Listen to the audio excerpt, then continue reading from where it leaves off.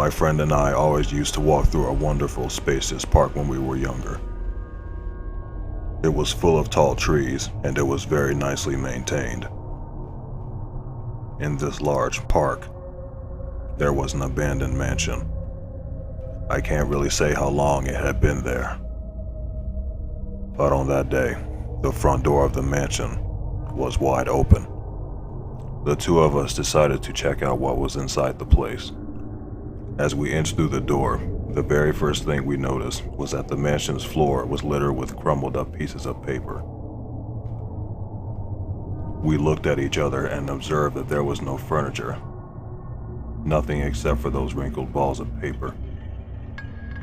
The mansion had 6 rooms on its main floor, and every room we entered had more and more scrunched up pieces of paper.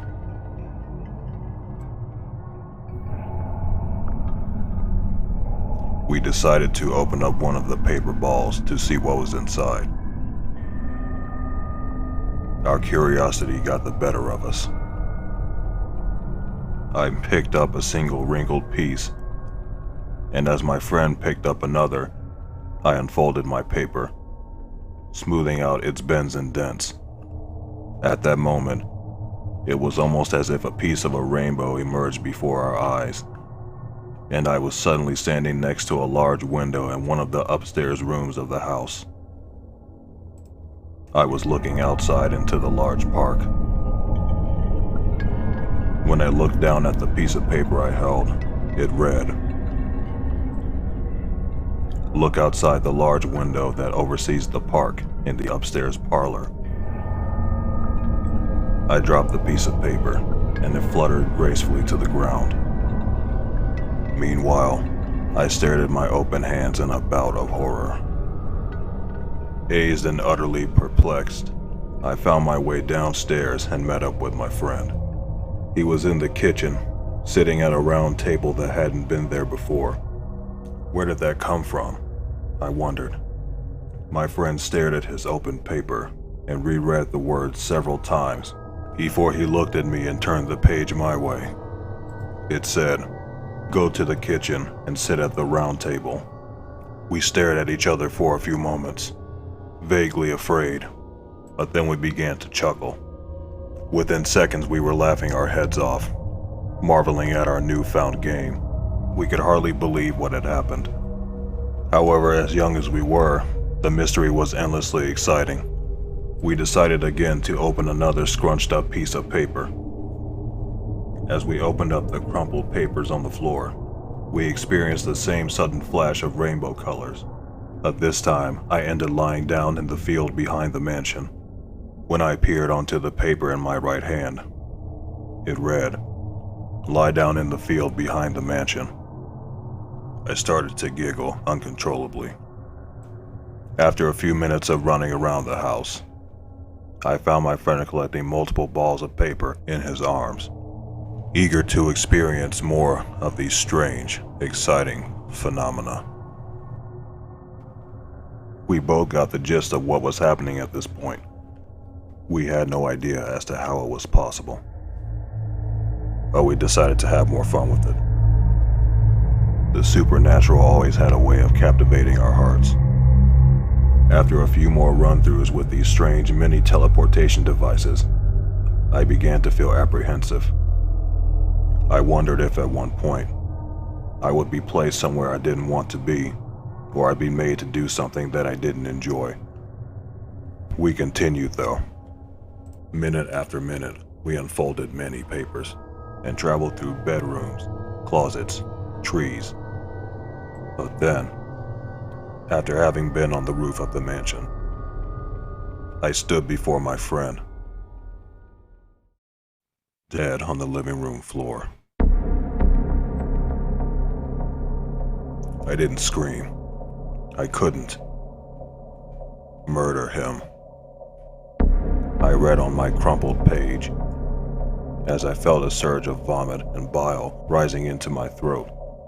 Nothing came out, but the sickness in my throat spread to my stomach, my head, and my heart. I didn't know what to do.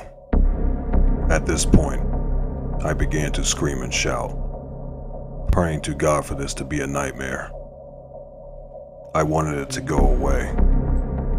I wanted to rewind our day and be outside again, together, walking underneath the trees. All I could do was hide his body in a cupboard.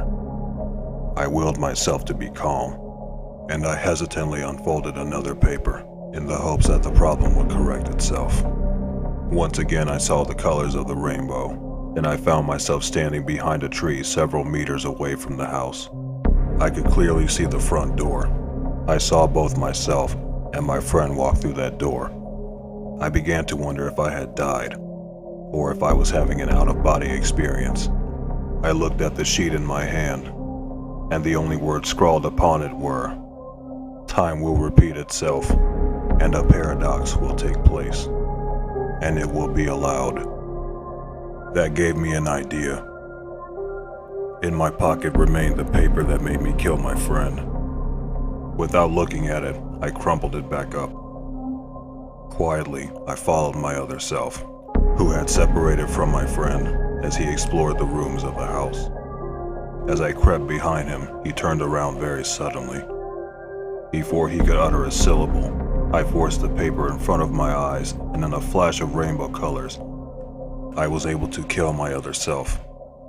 The laws of time allowed me to take over my dead self's place in this world, and also because of the fact that it was allowed to happen, as it was written on the second piece of paper that I had on me, which reversed time. It must have control over time and paradoxes, which made me now the new alive and present of my other dead self. I hid my limp, bleeding other dead self in a cupboard in the upstairs bathroom to rot. To my great relief, I heard my friend call my name from downstairs. My friend who managed to stay alive and well. My best friend. When I went downstairs, he greeted me excitedly, smiling childishly and being blissfully unaware of the situation. I pretended that nothing had happened. In a heartbeat, I told him that the house creeped me out, and it would be much better if we left. After that day, we never went near the mansion again. I don't know if anyone saw or heard about anything that happened between us, but I recently heard from another friend that the house had been demolished. And I can tell you with great certainty that while this news was a relief, I dreaded the probable prospect that my corpse was uncovered in the bathroom cabinet.